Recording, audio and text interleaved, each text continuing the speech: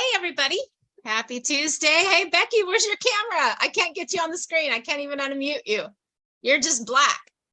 I'm going to pop Kristen up here. Hey, Becky, there they are. There's the ladies. Let's get you up on Spotlight. We got Becky, we got Deb, we got Kristen. Hey, let's get you unmuted, Becky. You can't see me. We have Mylyn here too. Oh, Mylyn is here. Very good. Very good. Hi, Mylyn. Bill. I just saw you got your auction tickets, Mylyn. I saw. So speaking of auction, we have, it's all about auction tonight. That's the only announcement we've really got. Well, actually, number one, there's no mom's group tomorrow. No mom's group tomorrow because it's all about the auction right now. We got a lot going on. These are some of the faces up here of the ladies that are getting all the stuff behind the scenes done. So we will have an incredible event coming up on Saturday, October 22nd.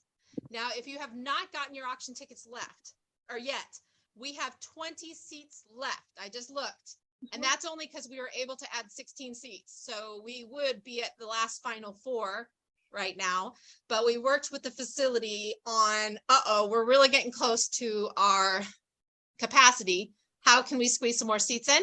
So we can kind of arrange differently, just a tad bit. So we were able to add 16 more seats. So we have 20 seats left. So if you have not gotten your seats, we want our entire Battlefield family here. So please get your seats. You can go to our website, battlefielladdiction.com, click on events and the auction. It'll lead you right there. Or you can go to our Facebook page. Everything has the link right now, but easy to remember our website. Everything is always on our website. Stephanie, we'll go find you, Bill. Your spell's over there. Oh, hey, Deb.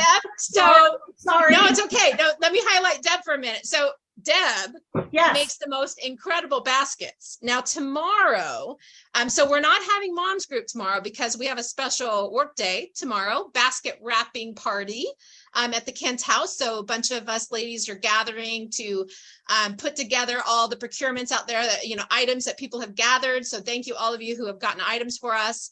If you still have items out there, we can still gather them. So please, it's not too late, even though we have that deadline. We're going to make it work. So if you still have, people out there that have said they're going to donate items and you haven't gotten a chance to gather them yet, or if you know someone that we need to pick up, we have drop-off points in Enumclaw, Tacoma, Arlington, Lake Tapps, Kent. We have all kinds of drop-off points. If your people can drop them off, that would be awesome.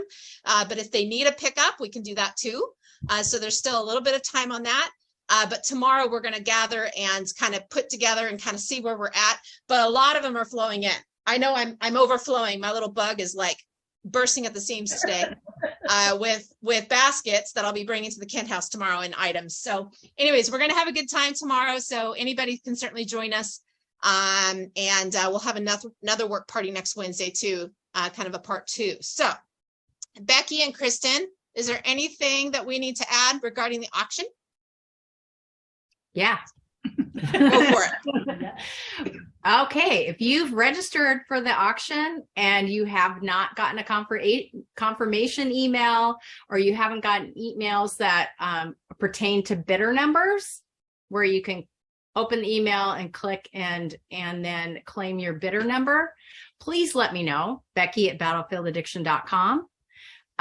Or you can also look up my on the auction actual page, my phone number. Call me, send me an email. A couple of people have not gotten their bidder numbers or their confirmation for some reason, we don't know. But anyway, please let me know. And as soon as you know, if you are a table captain, and as soon as you know your guests, if you can get those guests listed and their phone numbers and their email, that would be great. You can just go right back to the auction page where you registered, and then you'll see just below register, it'll say view previous registrations, and you can click on that button. It'll take you right to your registration, and you can fill that information in. Cool. Yeah, it goes to these weird boxes sometimes. Like it's we can't control it. So it might be in your spam box, or your junk mail box, but it also, Gmail separates emails out now into like focused and then promotions and then social. I found the auction email under promotions, so it was kind of hidden. I never checked that folder. So anyways, it could be hiding, but like Becky said, just reach out to her.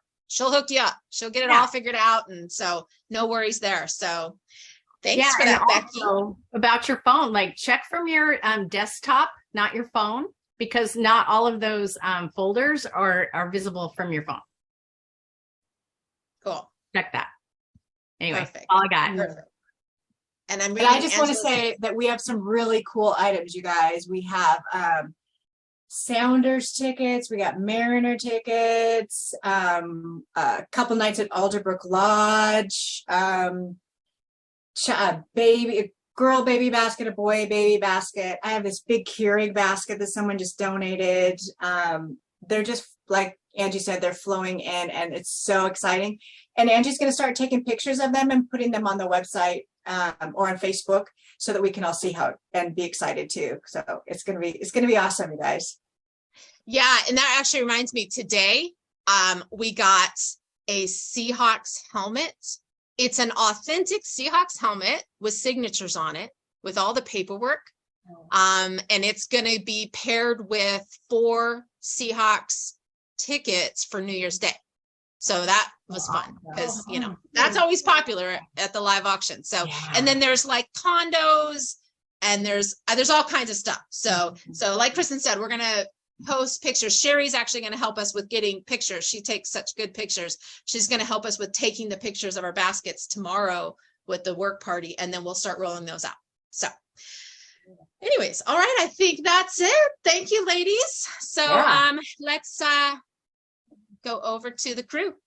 Let's get back to them. Let's get us all off spotlight here and mute us all, and let's go to the crew. Hey guys, I see you guys are a packed house tonight. I was watching everybody coming in. Look at that. It looks like a theater. It looks like just like the whole theater's full. So if you're new tonight, this is Mr. Kyle Munkers. He is a manager over there at Rebuild Recovery, but he's also our comedian. He brings us our little special Kyle's corny comedy corner each week. And so take it away, Kyle. Nice. I got it right this time, Kyle. That was good. Working on that. Good. Yeah. All right. What's red and bad for your teeth? A brick. You know, before my loving, wonderful grandpa kicked the bucket, he said, "How far do you think I can kick this bucket?" I took my great uncle to the doctor one time. Go in there, doctor came in and said, "Sir, you know, I'm sorry to tell you, but you have cancer and Alzheimer's." I said, "Well, at least I don't have cancer."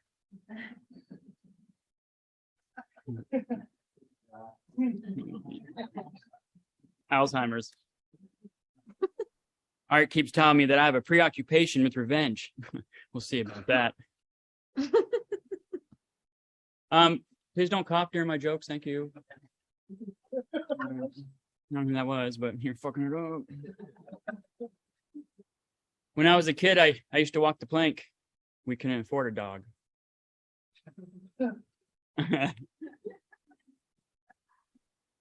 Where do terrorists go when they die? Everywhere.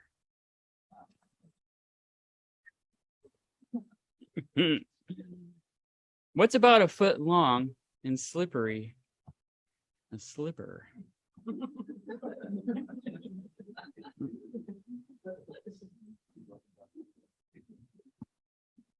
What's the difference between toilet paper and wallpaper? You don't know? Gross.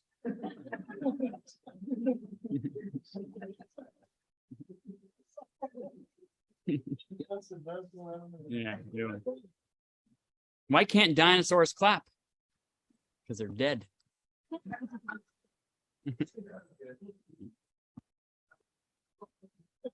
Earlier today, an old lady fell in a well. She didn't see that well.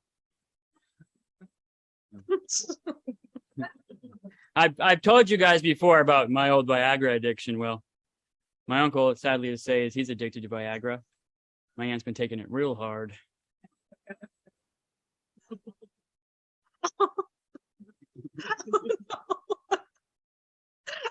Extra.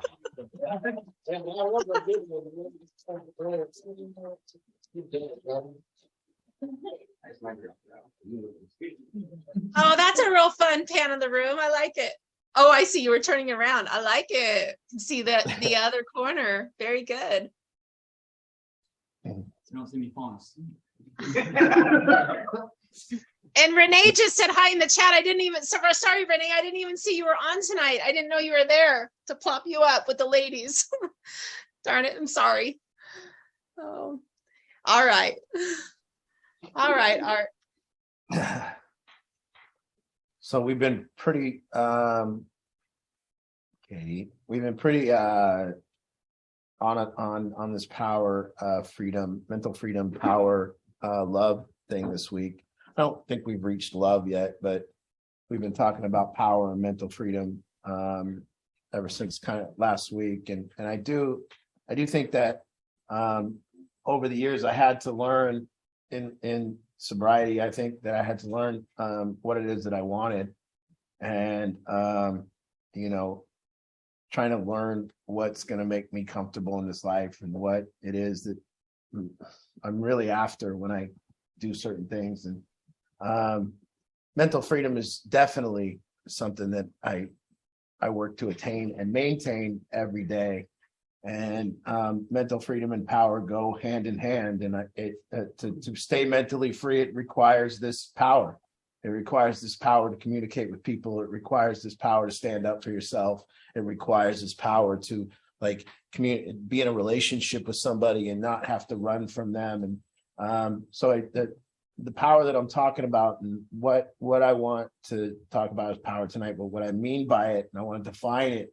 I want to define power as my ability to landscape the yard of my life, my ability to landscape my own life, to look out at my own life and make it look the way I want it to look. And I think that's the power that we're talking about. It's the power that I want to bottle and give people. Maybe if you get an idea that you have this ability to make your life look like the way you want it to look like, maybe it doesn't yet, and that's fine. But maybe if you feel that responsibility and that power to still do it and still work at it, that's life's thing, is that life is really, when you consider what it is, it's this play toy that we've been given. And I think you have to think of it like that. I think the first thing that you have to do, and I think people don't do this generally too easy, is to say, if I'm going to have power in my life, the first thing I do is I got to call it my life. I got to say, this is my life.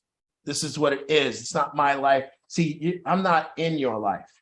You're in mine. And I don't think anyone else should say that, that I'm not in their life. And I think from every one of our perspectives, you need to say, these people are in my life. I'm not in theirs. The first position of being powerless is that I'm in someone else's life, that it's their life and I'm just in it. That's a powerless position to be in. So the first thing you got to do is you got to kind of create this distinction that you're all just in my life. Now that may sound selfish or what it is, but if you're in my life and I call you the people in my life, then there's something I can do about it. There's something that I have to do about it. There's something that I'm required to do about it. But if I'm just in your life, well, then I got to hope that you behave properly. I got to hope that, you do what I like. And so the first thing of power is to say that my life is a play toy and it's mine. I kind of own it. I own everything about it, every part of it.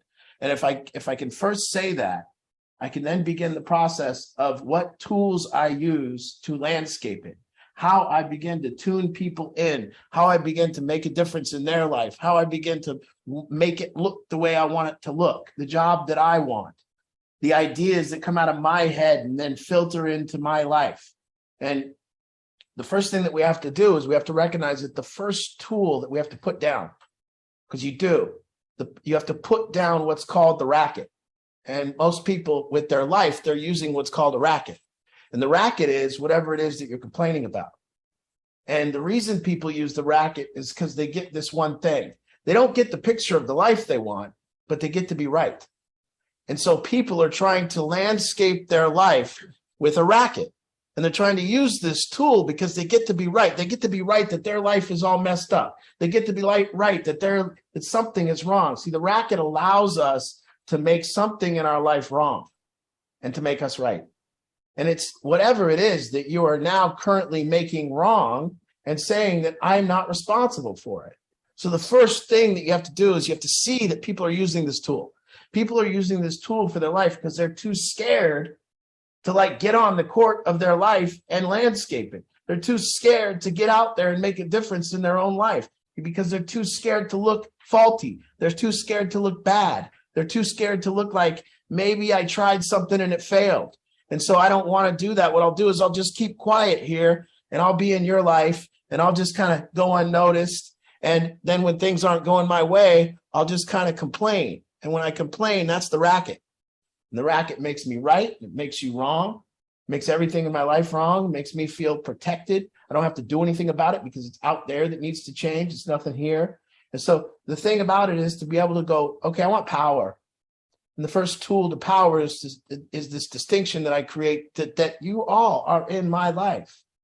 And I have the ability to impact you in my life. I have the ability to make the way that our relationship is something about the way that I made their relationship is. So when you see people using the racket, what they're doing is they're complaining about their life to hide from their life.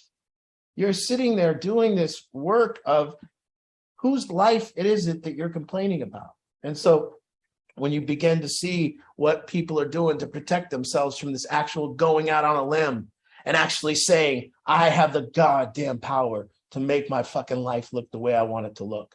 I can do this.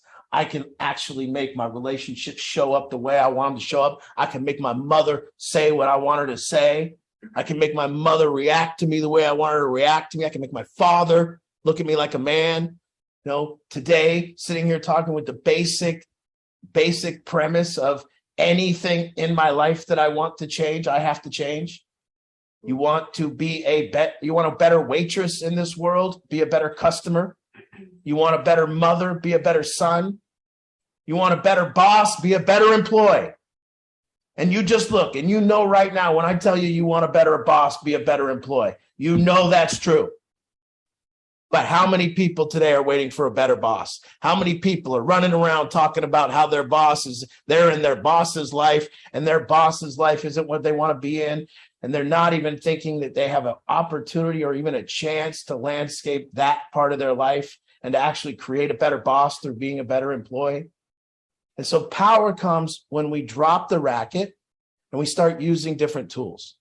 We start finding different tools in our life. And we start actually facing things, actually seeing that too. Power. Another thing about power is it's not what you do that's power. It's not what you say to people that's power.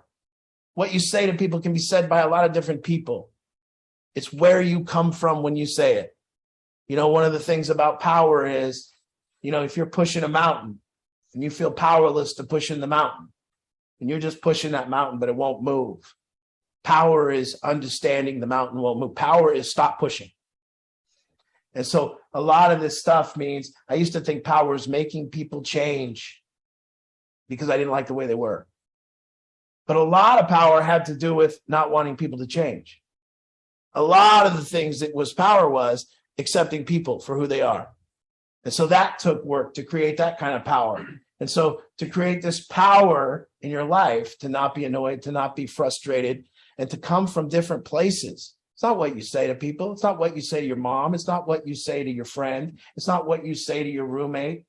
It's the place you come from. And I want you to distinguish when you are talking to people and you're trying to make a difference and landscape your relationships. One of the things that'll happen is when you fail and the person does not pick up what you put down, when you are having that conversation, you will feel against that person. You feel this very against. The person will almost be somewhat like an enemy, somewhat in the way, somewhat not for you, somewhat trying to stop you. And so when we're having these conversations, when that's the feeling inside of us, we will fail 100% of the time. Leadership and self-deception says when we have these conversations and we were in the box. So being against people is being in the box. Being for people is out of the box. So when we're having these conversations that really landscape our life, what happens is we're coming from a place that we're not against people, we're for them. Now, this is tough because developing power comes from mental freedom, and mental freedom requires power, and they go hand in hand. And you can't be for people, and you can't learn to accept people until you start working on mental freedom. Because see, mental freedom will show you all your resentments. It will show you all your complaints. It will show you the tools that you're using in your life. It will show you all this stuff. So if you prioritize and say, again, back to this mental freedom thing that I want, I have this complaint about the person. Okay, well, now the work begins. I can look and I can see, what is this exactly going on with me with this resentment? I have to now confront this. I have to inquire. Now, hopefully what you understand about these things, when you're trying to get to mental freedom, there's only one thing you have to give up. And that's just being right. And so absolutely, see, when mental freedom becomes the priority and power requires it, power is giving up being right. That's not. See, when you want to change people, but you want to be right, that's called force. You want to force people. And there's a difference. And you'll feel it in your life. You'll feel it when you're trying to force people to change, when it's as opposed to, you don't mind if they change, you're just there for them. You're not forcing it. So I think that there's three things, and I haven't got to love yet because, love comes with mental freedom. Love comes with power. And love is this like icing on the top kind of thing that comes when we're mentally free and we're powerful. It comes when we don't. And power means I no longer have to protect myself from people. I'm no longer against people. I'm actually for them all. And getting to the place where I can be loved is reaching the pinnacle of power and mental freedom combined, where I've gotten to this place of power. I've gotten to this place of mental freedom. And because of that, I'm not against anyone. And we all know, when we love something, it's so right. So love is like this thing when we look out at the landscape of our life and something's already perfect. Something doesn't need to be tuned up. Something doesn't need to be trimmed. It's something that we look out there at the landscape and we go, oh, wow, that thing's already perfect. I love it. And then we plant that in our life and we grow it. And so, but you can nothing will ever be perfect. Nothing will ever feel that way until you get rid of these mental insecurities, these mental resentments, these complaints, this protection that we are, this being right that protects us so we don't have to do the work. If I'm right, I don't have to do anything. Opens up a whole nother can of worms when I'm not right. Really.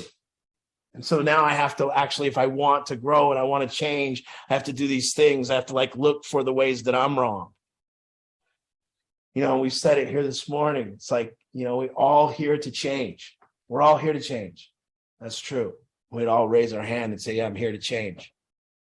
But the hardest thing that we would have to do today is have everyone in this room give us a list of how we need to change.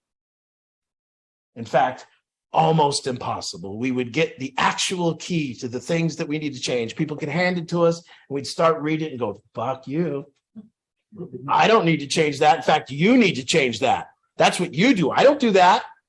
And we could stare at the truth of how we need to change and won't listen to a word of it. But yet, remarkably, we could write a list for each person in this room on how they need to change. So we're here. And see, the reason that is because you can't feel what you need to change. You can't see what you need to change. Excuse me. You can't see what you need to change. See? You can only feel what you need to change. So when you get that figured out, that happiness, that everything, that mental freedom, all the stuff that you're going for, it's not adding anything.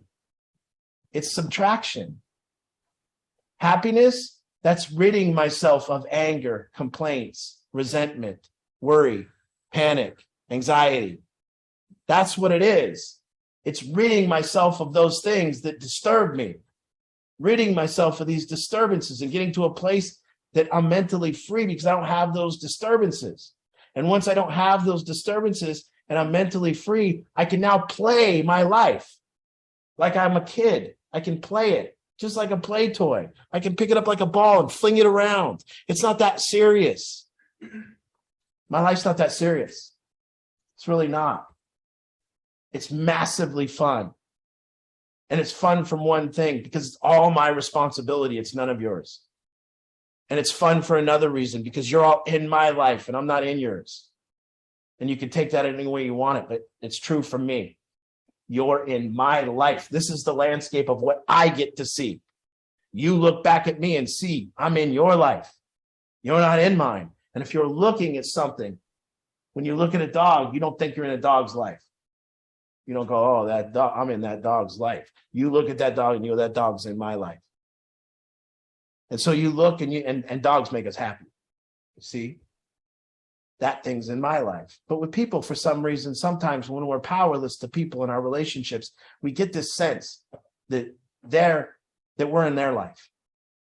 And it's their life that's going on. And we're just this part in it. And it's not very cool. And I need to find this. Soon I'm going to be in my own life. Soon. Someday I'll be out of Art's life and I'll be into my own. When? See, you're not even in my life. You're in yours.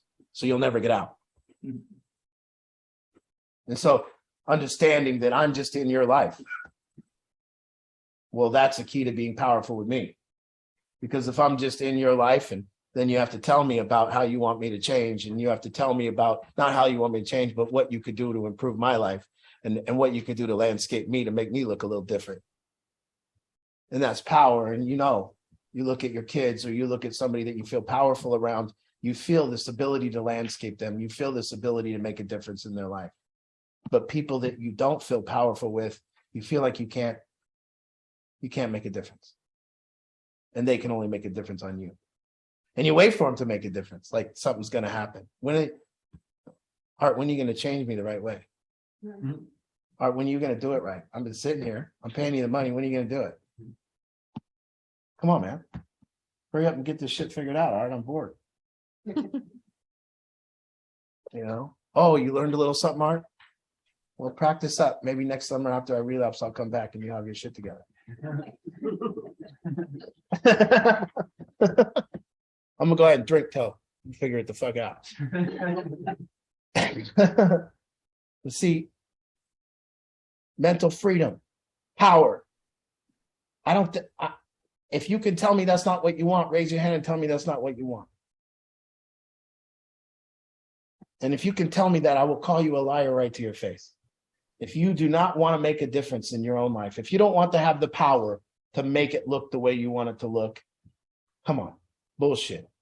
And if you don't want to be mentally free so you can play life like a game, so that you can decide what car you drive, what shoes you wear, where you go, who comes over for dinner, the house that you live in.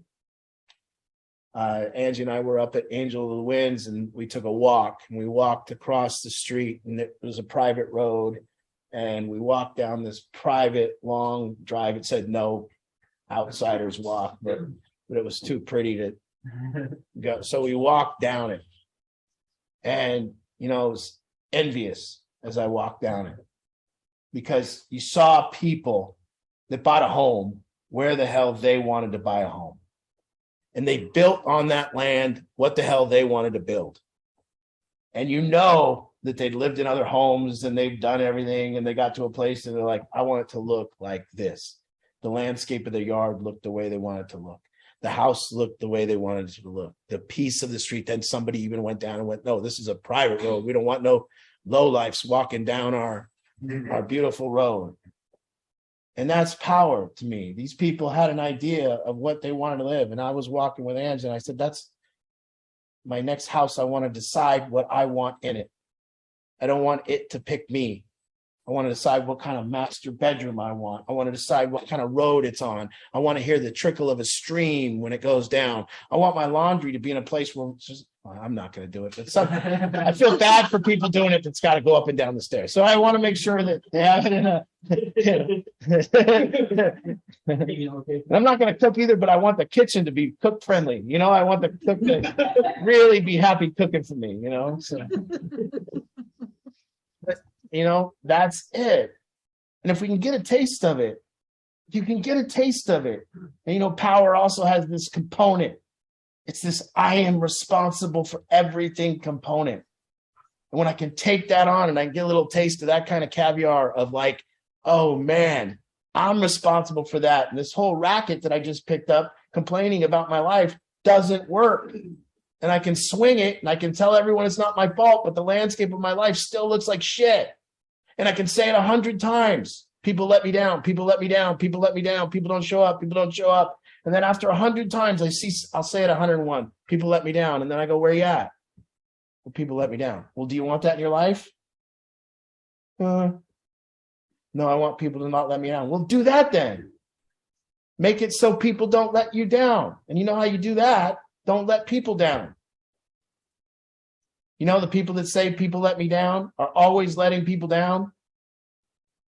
People say that people abandon me, are always abandoning people first. It's very suspicious. I always find men that cheat on me. Well, where'd you meet him? Well, he was cheating on his wife. Brilliant. Power. My ability to look out at the entire landscape of my life and say, I need to fix that, and I need to fix that, and I need to make that look prettier, and I need to make that relationship look prettier, and I make that look prettier. And the knowing that right there's two things going on. Wherever there's a complaint in your life, number one, you're unhappy. Number two, it's not your fault. That is suspicious. And you can drop that right now if you want. You never have to pick that back up again. So I never have to go over and run some bullshit about my life, complaining about my life. I don't have to go run bullshit to my friend about how something out there in the landscape of my life isn't the way I like it, and it's not my fault. It's somebody out there because I'm in their life. So make this decision. Just look, that's the landscape of my life. And I can make it beautiful or I can make it real ugly. And people make, in sobriety, watch out. Because people make a real ugly scene out there in their yard and then do drugs to get away from that scene. That's what it's about. I've created this shit life by complaining about it and just kind of being whimsical about how it gets done and just hoping that it'll change. And I've created this and I've created this. And all of a sudden now I can't live it anymore because I'm just resentful and angry. That's not the way I like it. So please give me some drugs so it looks better. Careful. You'll do that. And that's all it is. It's just the use of the overuse of the racket. This sucks and it's not my fault. This sucks and it's not my fault. This sucks and it's not my fault. This sucks and it's not my fault. And this sucks and it's not my fault. Well, shit, what are you going to do then? And it's simple, but it's elusive. It looks like we're not doing it. It'll trick you. So you'll do it tomorrow. Watch, mark my words. Tomorrow you will be complaining about an aspect of your life and acting as if it's not your fault. You will do it tonight. You will do it tomorrow. You will do it the next day. And only when we learn that we've been using this tool and we start seeing the usefulness of this tool go away, does it get better. And you might still do it, but hopefully you do it a little bit and then go, that tool doesn't work. Let me go fix it. Let me go speak to this person. Let me go see why they're right. You know. You want love? Guess what? It'll be lovable. Yeah. And guess what? Also, everything in our life that we love is perfect. So you better stop. If you want love, you better stop pointing out why things aren't perfect because you can't love that. And maybe it's you. I've never seen somebody love a bowl of ice cream and then tell me why it tastes like shit. But that's what we do with humans. Oh, I love my wife. I love her. Now let me tell you why she's shit. Let me tell you how she needs to change. Well, you don't love her. You don't love her. Admit that to yourself. You've never looked at the sunset and went, I love that sunset. It sure needs to improve. So maybe you have never been there. People look at their dog. They love their dog. They never talk about how their dogs need to improve.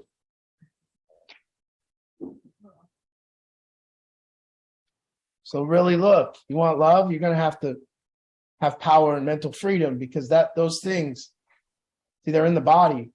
When my body don't feel right, when I'm feeling disturbed, I can't love anything. The ice cream doesn't taste as good. The people don't look as good. The landscape looks like shit. So it starts right up here, prioritizing mental freedom, because mental freedom unlocks this other stuff. It unlocks power. It unlocks love. Makes it so I'm here with you. Makes it so I could be lovable. And also it makes it so I can look at you and see the truth. I don't have to look at you and think about me. And so now I can actually find things that don't need to improve because I feel good. So I hope, and I it's one thing I just want to give people. And I don't even want to give you the power. I don't want to give you the mental freedom. I want to give you this little gateway and say, just walk in here and try some of it. Just open up the gate, put down the racket. If you look at yourself really close, you'll see you're a racketeer. You'll see that many things in your life you just complain about and let yourself off the hook and don't feel responsible for fixing, and just kind of do that throughout your day. So just put that down. And once you put that down, just start walking through the gate. Now just start attacking things. Looking and defining when I'm mentally free and when I'm not. What's on my mind? What's here? Okay, I got to get rid of that. If I'm going to love something, I got to get rid of that. If things are going to look good, I got to deal with that. I got to deal with that. I got to deal with that. So mental freedom, power, and love. I believe that's what everyone wants. Everyone is after these things, and we're after it through all the wrong pathways. We want mental freedom through having a cigarette at break time. That gives me a little mental freedom. Oh, all the bullshit. Let me go have a cigarette. We want a drink of alcohol or a hit of weed. We want to go shopping and buy something new, or we're going to get on vacation and then we'll be mentally free. No, you're not. You're going to be in a fight with your husband at the airport. You're going to ruin that trip too. You're going to be yelling at the counter at the lady. You're going to be complaining about that, complaining about that, complaining about that. And the first thing about mental freedom is to understand how tough it is. And I'm not sitting here telling you I attain it. I'm telling you I fight for it. I fight every day for it. I fight all day, every day for mental freedom, and I get a taste every now and then. But something always is coming in to attack the mental freedom and say, worry about me. This is a problem. Deal with me. That person's fucked up. That's all day, every day. It don't go away. And power, that's what lets me confront it. That's what lets me go and deal with it. Feeling responsible. And then again, returning to mental freedom. All getting to the place to this ultimate goal that I can look out there at my life and love it.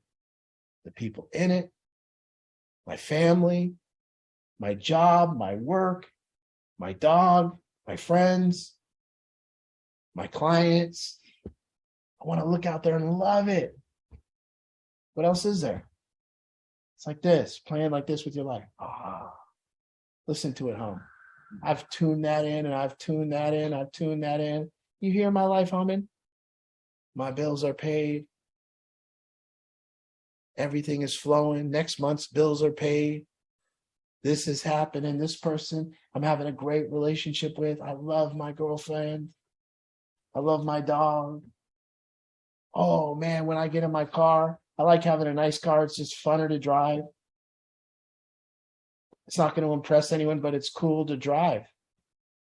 It goes faster. I had to get that rental car. It is a little about looking good though. I got this rental car. They gave me the Ford Focus. I haven't drove a Ford Focus in a long time, but I was driving it. I'd pull up to a light. I kind of wanted to explain to people that this wasn't my car. I'm getting gas in the Ford Focus. I want to get out and go, this isn't mine. You give me when I pull up in my car. You know? You know? You just feel small. Oh, What am I doing? I stepped on it, barely got up the hill. I was like, this shit. How do people do this?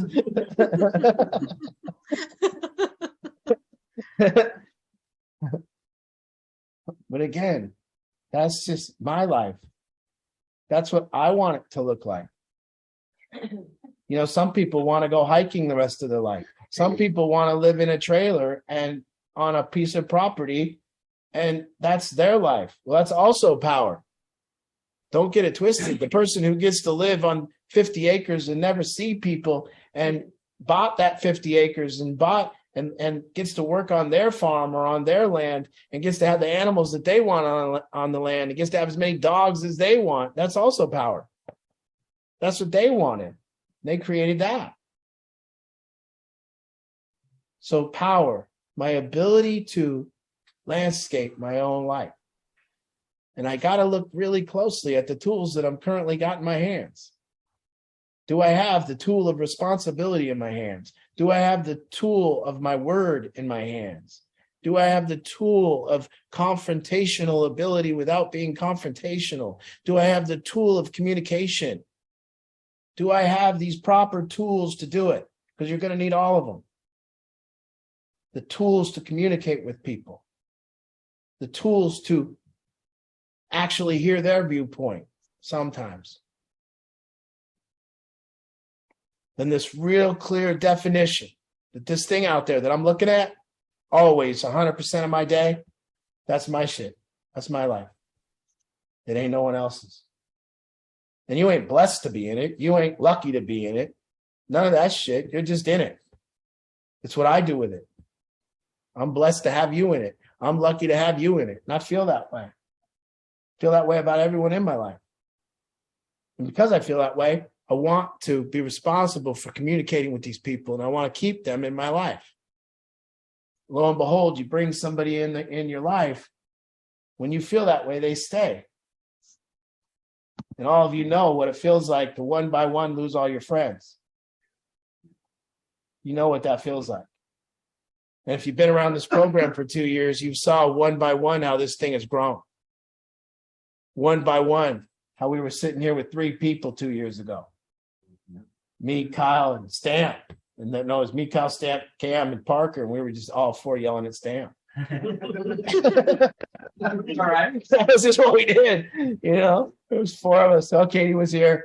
There was a few of us. We were all just yelled at Stamp every group. You know, don't get in a car accident and get caught up with some girl. You know what he did? That. Got in a car accident, got caught up with some girl. Yeah. We yelled at him not to do that every day. Right? He did it. Probably do it again. So listen, guys, there's no more time. There's no more time to bullshit yourself. There's no more time to call it someone else's life. There's no more time to be in other people's life.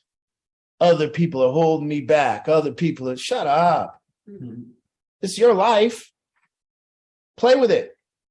Get real serious about how not serious it is. This thing is fun. Why are you having fun? What is this thing? Oh, I can't have fun. I got to save up these nickels and throw it out there. But use the right tools.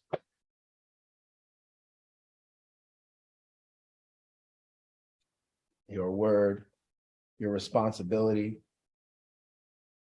your power through those things. It's just like on a job site.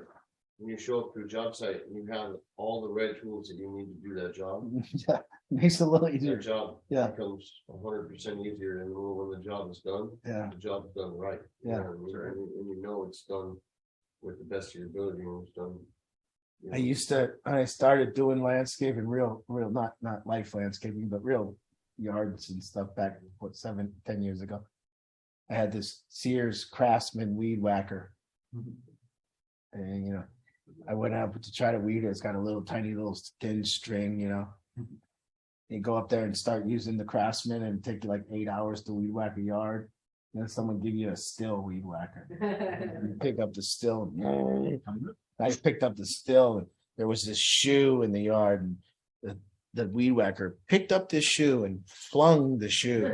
And I was like, this thing's flinging shoes. The craftsman wasn't doing that. You know, you got yourself a truck, and then you're loading that small truck and filling it up 10 times and going to the dump. Then you buy yourself a nice big dump trailer also. Yeah, you're right. Look at the tools we're using to play with our life. Make sure you got the right ones in your hands, because it's going to be enormously difficult if you're holding the wrong tool and no one points it out. And we are holding the tool of a racket, and people do become a racketeer. And a racket is a front, and the racket's a front for superiority and whatever you're complaining about, and how you get to be right and it's wrong. And you know, only if only that would change, then I'd be happy. And if only they would do that, then I'd be happy. And if this person only would do that, and if I had a girlfriend that would just do that, well, get one. Make a girlfriend, make it do what you want it to do. You can do that. Very easy. Make it do what you want it to do. It does what it does. Make it do what you want it to do. It will do it. And even if you don't want it to do anything, at least don't be bullshitting yourself. I'm taking the day off today of landscaping my life. It's not going to get any better. Okay. Lay down then. But don't bullshit yourself that it's going to get better. Because it ain't. Okay, we could do a quick run through, Ange. If anybody wants to ask questions or anything, I don't know. Usually they don't. But... Yeah, sounds good. Okay, you guys, let's open it up. Any questions, comments? If anybody out there is going through it, this is a moment you can, get a coaching moment. And we'd love to meet anybody new out there. I saw Denise Jarvis tune in. Glad to see you. Look forward to connecting. We played phone tag today, but I'm glad you got to tune in, and we'd love a chance to get to know you and schedule a consultation so we can learn more about you. So welcome. If you want to raise your hand and you're willing to say hi, just unmute yourself, and we'd love to say hi, Denise, and anybody else out there. I know Kim Simpson's here too. I don't see your camera on, but we're going to meet you tomorrow for a consultation. I'm glad you're here. We look forward to meeting you tomorrow. If you want to say hi tonight, you can. If you want to turn on your camera. But Angela, let's go to Angela first. She's got her hand raised. Hey, Angela. Angela from West Virginia. Let's get you unmuted here first. There we go. Hey, hi, Angela. Great lesson again, Art. I missed several weeks due to a busy schedule lately, but been able to tune in the last couple of weeks, and I really, really, really appreciate all your advice and lessons and all your good words. And I did want to let you know, Angie, that stuff I shipped should be coming to your house. Thank you. Hopefully by Thursday. I didn't get it in the mail as soon as I meant to, but it's okay. It's perfect. Hopefully. I've got it separated, the guys' stuff separate from the girls, but I didn't put it in a basket, so that's on you. All right. We'll make it all fancy, and thanks so much. Thanks for doing that. All the way from West Virginia. We have a basket, so thank you for doing that. Two baskets. Okay, very good. One for the men, one for the women. Perfect. Unless you want to combine it and make it one big one, that's up to you. No, I think it's a good idea to do two separate. The guys need to have some men only stuff. Yeah. Perfect. Okay. Thanks, Angela. You're welcome. Hey, Denise, you got your volume on. Very good. So glad you want to say hi. Where are you from? Hi, Tacoma, Washington. Okay. And how'd you hear about us? My dental hygienist. Nice. Candace. Oh, okay. Candace Kaufman? I think so. Okay. I'm trying to think of her last name. Okay. Well, nice to meet you. Thank you. So what's your situation? Nice to meet you. You want to tell us a little bit about what brings you here? Yeah, sure. My daughter's addict, and I'm a grandma. I'm raising her children, my two granddaughters. They're 3 and 7. So you Yeah. stay busy. Yes. And where's your daughter? Is she on the streets or where is she at? On the streets. I'm Okay. not sure. Yeah. Okay. All right. Somewhere. Well, let's schedule a consultation, Denise. I'll follow up with you tomorrow and get you on the calendar. That's where we Sounds- just bring you in, and that's for you and then dad, if dad is part of the situation. So you and dad, not your daughter or anything, but you guys. And then that gives us an opportunity to sit down and get to know you and kind of identify a starting point. So we'll start Sounds there. wonderful. Thank you. Perfect. Perfect. Thank you. Thanks for joining us. All right. Who else out there? I want to Any be clear with you. comments, questions? I want to be clear with you guys that the first step in this power thing and your ability to landscape your life and understanding the first look down.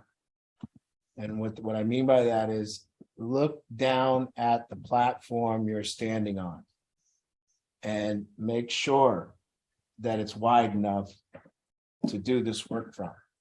What I mean by that is, like, you're not going to be powerful with people. You're not going to be landscaping relationships until you have some strength underneath you, until you've kept your word a few times, until you have a track record of honoring and doing what you say you're going to do, until you've built some respect with people back, until you've gained some type of life, a little bit of routine in your life, something that people, in every improvement you make, widens the platform. So every single thing that you take care of, everything you get rid of, everything you do makes this platform wider to start. Oops, sorry. There you go. Get you to a place where you can now, actually look out there and have the ability and power to talk to other people about the differences that you together must negotiate, whatever that thing is. But your negotiating position is important to understand. And that has to do with everything in your life. It has to do with, trust and respect and your word and all these values that we must first reestablish before we can be powerful. Upping the value of who we are. How does a person become more valuable? One way, values. That's it. A human being only becomes more valuable of a human being, not through net worth, not through stuff, but only one way. My value is only my ability to keep my word, my ability to respect people and be respected, hard work, whatever values you want in your life. That's the only way to become more valuable. And isn't it odd that people don't really talk about that? That becoming more valuable only becomes from strengthening my values. That's the platform. So people find it just like kind of annoying, like, dude, I told you I'd be there. I know I'm not there right now. And people are annoyed with me for like being upset. That's how far it's gone. Hey, I know it's the 5th. I know I'm going to pay rent on the 5th. What's the problem? And people are annoyed. Oh, come on. What's the problem? It's the 5th. You're going to get your money. You're fine. You don't need it. It ain't about that. It's about your value as a human being. It's about understanding that doing what you say you're going to do increases value. Look at how you value people in your life. You go, oh, they're not very valuable. They won't do shit they say they're going to do. I can't count on them. So you have to look at that. Pam and Dave. Hey, guys. Oh, let's get you unmuted. There we go. Hi, guys. Hi, Hello. I just had a quick question, Art. You talked Yeah. about the kids over the last couple of years and not just Chris, but all of them as a whole. What lessons do you think they've learned over the last 2 years? Values. I think that they've learned it all. I just don't think that like, you know how as we got older, our parents got smarter. How that goes. I mean, like he's 20 and my dad's just an idiot. And then, you know, when I'm 40, my dad somehow got smarter, but he's saying the exact same shit. You know, I think it's like that. I think that these tools will all come into play in real time in their journey when they need them. And I think 10 years from now, hopefully enough respect has been built between us and enough stuff has happened that they're going to come back 10 years and feel that this was way smarter than they thought about it then. And they're going to come back and go, shit, Art was saying the goddamn truth. I'm facing exactly what he said, what I would face in my life. And, you know, and he was saying it and I didn't really pick it up back then. And it's kind of like that too. When we read books at different times in our life, different parts of the book shows up. So we, you know, that's just how it is. And so I think it's applicable. And I think that that's the good thing. And by the way, if anyone's new on here, I don't teach anyone how to not do drugs. And that's kind of always the sense of treatment. You're going to teach them how to not do drugs. It's like they're going to treatment. They're going to learn how to not do drugs. No, they're not. No treatment center can teach people how to not do drugs as much as I can't teach people how to not. No one can teach me how to not eat Oreos. No one can teach me how to not eat burgers. When I want a burger, I'm screwed. I have to have the burger sometimes, you know? And so I can't teach people to not do drugs, but we can teach people lessons of power and freedom. And hopefully those types of lessons will help you make this life that you don't want to use drugs in, that you have created that's cool enough that, you know, you don't feel inclined to go escape it anymore. Or even enhance. I think you're doing a great job. Thank you, man. I can see a big difference in Chris. An incredible difference. Yeah. We're seeing it. He's doing it in his time, and that's the other thing. Right. You know, if you stare at a plant, you'll never see it growing. Yeah. Well, you know, you don't. And you stare at that plant, you're like, when is this thing going to grow? You go away for a week. You go away for 2 weeks. And then you come back and you look at it and it's grown. And, you know, that's just the way this goes. We stare at each other around here and we don't think anyone here is growing. We don't. But in reality, everyone is.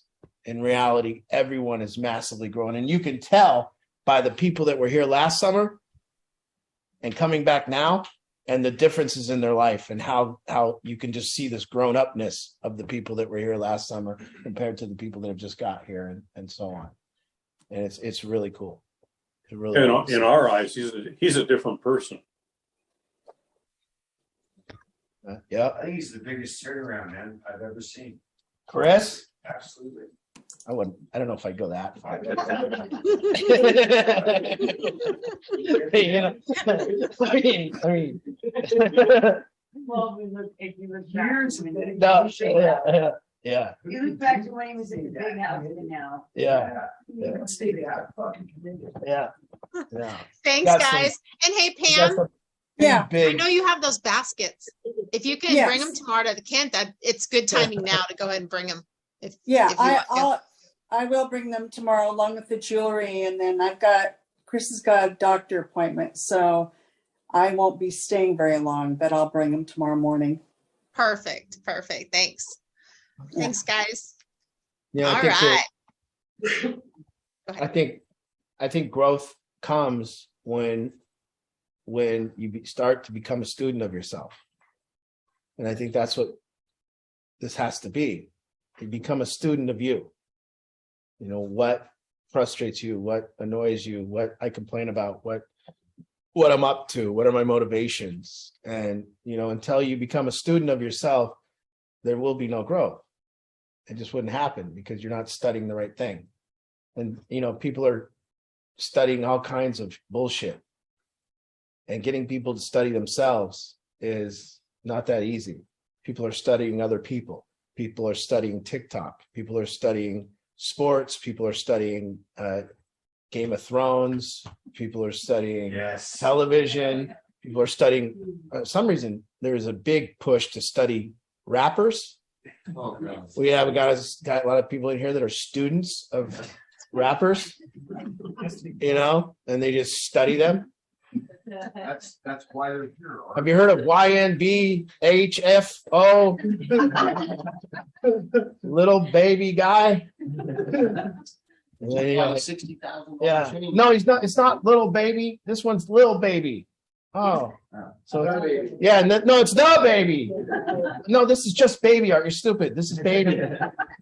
Little baby. Yeah. Yeah. No, it's not Snoop. That's Snoop. He's old. This is Snip. Way different. Way different. You listen to the music, you're like, I can't hear a word they're saying. I have to every one of them, I have to look at. I love it. I do. I love the beats. I love all of it, but I gotta look at the music. I can't hear. I don't understand what they're saying. Yeah. So, but there's students of that here, and I don't mind that. I think that's cool, but study yourself first, because that's the way to grow. Study why you say what you say. Study why you do what you do. Study why you're up to things, what you're up to. Studying if you're ducking your own life. Study if you're getting on the court and actually like saying something or not. Really. Are you fearful? Raise your hand. Okay. No, like, oh, that's the biggest fear for people. Oh shit, I'm in a room of people. I'm about to talk. Oh, I'm going to be judged. I don't want to say anything stupid. Shit. Not really? Yeah, if I say something stupid, everyone will go home and think about me all week. That's the stage fight. That's the fear. I get up there, I say something stupid. Oh man, what if I'm walking up on the stage and I trip? Boom, boom. Oh, they're all going to go home and tell everyone. That's it. These are our fears. Real fearful stuff. I'll say something stupid just to get it over with.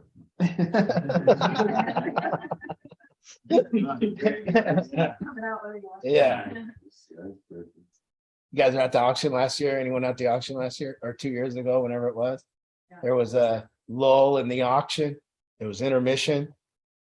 Everyone was just eating dinner, kind of meandering around. I go into the bathroom, and all of a sudden, Travis had ran up onto the stage, Trying to take over the mic. picked up the mic, and started telling his 3 favorite jokes. And I'm in the bathroom, and I'm hearing this go down. And I'm like, what's he doing? What is this idiot doing now? And then you hear the first joke. And it's like kind of vulgar and rude. And it just dead silence. Dead silence. And you're like, okay, I hope he gets it on the second one. And you're rooting for him at this point. And then he tells the second one. It got worse than dead silence. It was a little bit of gruntles, like, and then the third one just bombed even worse. And then I come out of the bathroom and you just see Travis just kind of like this, walk off the stage. But he had the balls to go up there. Isn't that what it's about? He did it. He ran up there, put himself in jeopardy. Like an idiot. Yeah. Who was running the line? It was all of us. I don't know. It was Brad was the auctioneer. Yeah. And it's been 3 years. It's crazy that it's been 3 years because we weren't able to do the auction twice, 2 years in a row. Yeah. This is our 3rd year. So we're so glad to be able to do it again. I was going to say, you remember when the big house was my first night there? And Travis and Tristan were playing with fireworks. With the lawn. Oh, yeah. I remember that. Yeah, yeah. Travis was taking the bucket. Yeah. Oh, that was so funny. Travis is one guy that is not afraid to fail. And then he hit me. That's real. It's like, I can't.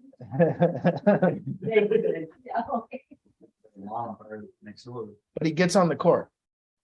He's not afraid to be judged. He puts himself out there. If we don't have any more tonight, Ange, I'm up to just kind of closing it down a little early. I could just. That sounds great. Just a reminder, no moms group tomorrow because the focus right now is this auction. So a bunch of us moms are going to meet at the Kent House at 11 to do the baskets and all that. And more, I know there's a lot of people who've said, hey, I'll help at the auction. I'll help. Just stay tuned. We'll have some tasks and jobs to be done the day before and the day of. So don't worry, I haven't forgotten y'all. Yeah, we're just not quite there yet. We're just taking this one bite at a time. And this week is all about the procurements, getting the live auction things typed up, and the programs ready to go to print before the deadline. And then we'll move on to the next task. So, but no moms group. If you don't, and one more thing, if you don't have your tickets, get those tickets. As of 2 hours ago, we had 20 seats left, and that's only because we were able to add 16. So we will be at the capacity shortly. So get your tickets, and we'll see you all next week. Thanks so much, everybody. Good night, good night, good night.